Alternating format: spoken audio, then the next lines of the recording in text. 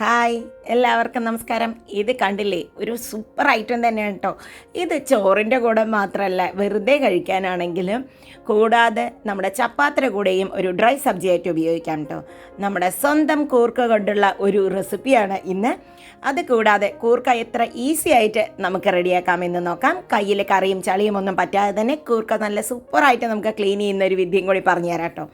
അതിനായിട്ട് ഞാൻ കൂർക്ക നന്നായി കഴുകി എടുത്തിട്ടുണ്ട് കേട്ടോ. ഇത് നമ്മൾ തുണിയിലൊക്കെ വെച്ച് കെട്ടിക്കഴിഞ്ഞ് അടിച്ചപ്പോൾ തന്നെ ഇത്രേ പോയുള്ളൂ. ഇനി ഇതിനെ ക്ലീൻ ചെയ്യാനായിട്ട് നമുക്ക് ഏറ്റവും ഈസി ആയിട്ടുള്ളൊരു വഴിയാണ്.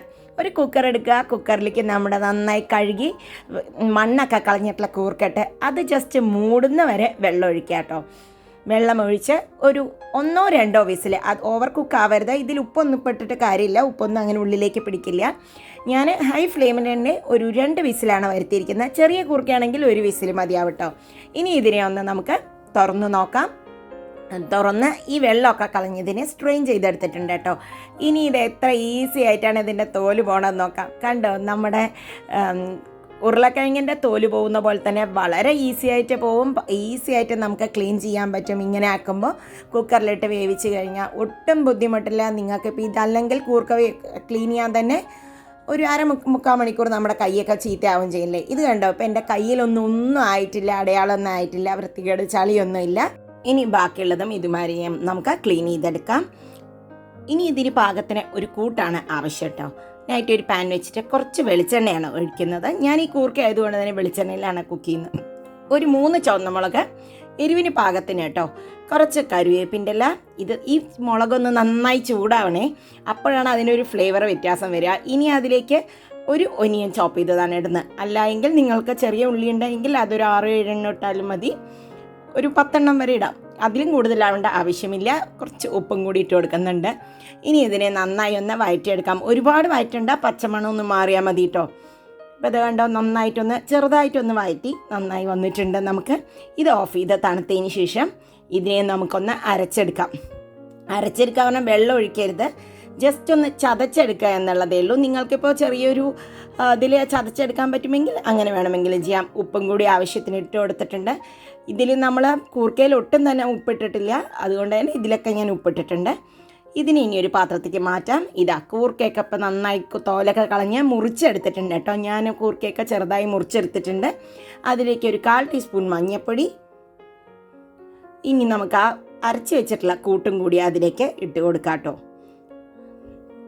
ആവശ്യത്തിനുള്ളതെല്ലാം അതിലിട്ടിട്ടുണ്ട്. ഇനി ഇതിനെ നന്നായി ഒന്ന് മിക്സ് ചെയ്യണം. അപ്പോൾ ആവശ്യത്തിന് ഉപ്പും കൂടി ഇട്ട് കൊടുക്കുക. എന്നിട്ട് കൈകൊണ്ട് തന്നെ എല്ലാ സ്ഥലത്തേക്കും ഒന്ന് മാരിനേറ്റ് ചെയ്ത് ആക്കാൻ നോക്കുക കേട്ടോ. സ്പൂൺ കൊണ്ടാക്കി കഴിഞ്ഞാൽ എല്ലാ സ്ഥലത്തേക്കും ഒരുപോലെ പിടിക്കാൻ ചാൻസ് കുറവാണ്. അപ്പോൾ കൈകൊണ്ട് മിക്സ് ചെയ്ത് ആക്കിയിട്ട് ഒരു 20 മിനിറ്റോളം ഞാനിതിനെ അടച്ചു വെച്ചിട്ടുണ്ട്. 10 മിനിറ്റോ 20 മിനിറ്റോ വയ്ക്കാം. നിങ്ങൾക്ക് കുറച്ച് കൂടുതൽ വെച്ചാൽ അത്രയും നല്ലത്.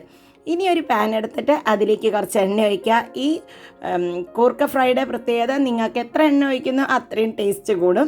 ഇനി അതിലേക്ക് നമുക്ക് ആ മാരിനേറ്റ് ചെയ്ത് വെച്ചിട്ടുള്ള കൂർക്ക ഇട്ട് കൊടുത്ത് നന്നായി ഒന്ന് വേവിച്ചെടുക്കാം. ഇതിനെ ഒന്ന് ജസ്റ്റ് ഒന്ന് മിക്സ് ചെയ്യാം. നമുക്ക് എണ്ണ കൂടുന്തോറും ഇതിന് ടേസ്റ്റ് കൂടുണ്ടോ. അപ്പോൾ നിങ്ങൾക്ക് ആവശ്യത്തിനനുസരിച്ച് എണ്ണ ഇട്ട് കൊടുക്കാം. ഞാൻ ആ കുറച്ച് എണ്ണയിൽ തന്നെയാണ് ചെയ്യുന്നത്. മിക്സ് ചെയ്ത് കഴിഞ്ഞതിന് ശേഷം കുറച്ച് എണ്ണ ഇങ്ങനെ മുകളിലും കൂടി ആക്കി കൊടുക്കുന്നുണ്ട്. മുകളിൽ നിന്നും കൂടി ഒരു ഫ്ലേവർ വന്നോട്ടെ എന്ന് വിചാരിച്ച് ഇതിനെ ഒരു 5 മിനിറ്റോളം ഞാൻ അടച്ച് കുക്ക് ചെയ്തിട്ടുണ്ട് കേട്ടോ. 5 മുതൽ 8 മിനിറ്റ് വരെ നമുക്ക് ലോ ഫ്ലെയിമിലാണ് ഞാൻ കുക്ക് ചെയ്തത്. അപ്പോൾ കറക്റ്റായിട്ട് ഉപ്പും എരിവും ഒക്കെ അതിൽ പിടിച്ചിട്ടുണ്ട്. പോരാത്തതിന് കൂർക്ക വെന്തിട്ടുമുണ്ട്. ഈ സമയം കൊണ്ട് നമ്മുടെ ഓൾറെഡി കുക്കറിലിട്ട് വേവിച്ചുകൊണ്ട് ഒരുവിധം കൂർക്ക വെന്തതായിരുന്നു. അപ്പോൾ ഇനി ഇതിനെ തുറന്ന് വെച്ച് ഞാനൊരു 10-15 മിനിറ്റോളം ഇങ്ങനെ തുറന്ന് വെച്ചിട്ട് ലോ ഫ്ലെയിമിൽ കുക്ക് ചെയ്തിട്ടുണ്ട്.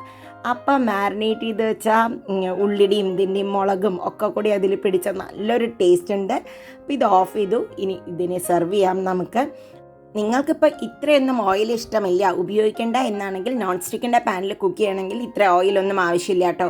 1 ടീസ്പൂൺ ഓയിൽ വേണമെങ്കിലും നമുക്ക് കുക്ക് ചെയ്തെടുക്കാം. അതിനെ നന്നായിട്ട് റോസ്റ്റ് ചെയ്തിട്ടാണ് ഞാൻ എടുത്തത്. റോസ്റ്റ് ചെയ്യുമ്പോൾ അതിനൊരു സ്പെഷ്യൽ ടേസ്റ്റും ഉണ്ടാവില്ലേ. അപ്പോൾ ഇന്നത്തെ ഈ ടിപ്പും ട്രിക്കും ഉപയോഗിച്ചിട്ടുള്ള കുക്കിംഗ് ഇഷ്ടപ്പെട്ടു എന്ന് ഞാൻ വിചാരിക്കുന്നു. ഇഷ്ടപ്പെട്ടാൽ അറിയിക്കാൻ മറക്കരുത്. വീണ്ടും അടുത്ത വീഡിയോയിൽ കാണാം. ബൈ. Thank you.